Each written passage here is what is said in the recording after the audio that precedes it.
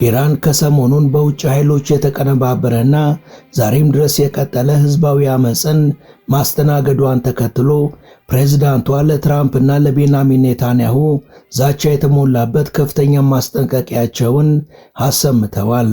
ኢራን ከመቼውም ጊዜ በላይ በጠንካራ አቋም ላይ ትገኛለችና ተጠንቀቁ ብለዋል።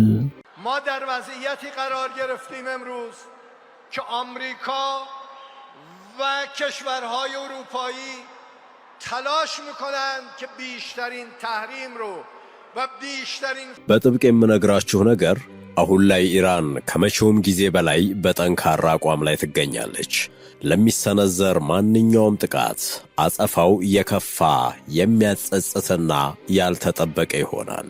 ፕሬዝዳንቱ ይህን ማስጠንቀቂያ ማሰማታቸውን ተከትሎም በርካቶች የኒውክሌር አቅሟን ጨምራ ነው አይደለም እያሉ የተለያዩ መላምቶችን እየሰነዘሩ ሲሆን ከኒውክሌሩ ጎን ለጎን ግን የኢራን ሁነኛ መተማመኛዋ ባለንስራይን የሆነውና በየትኛውም ራዳር የማይመታው አዲሱ ሃይፐርሶኒክ ሚሳኤል ነው።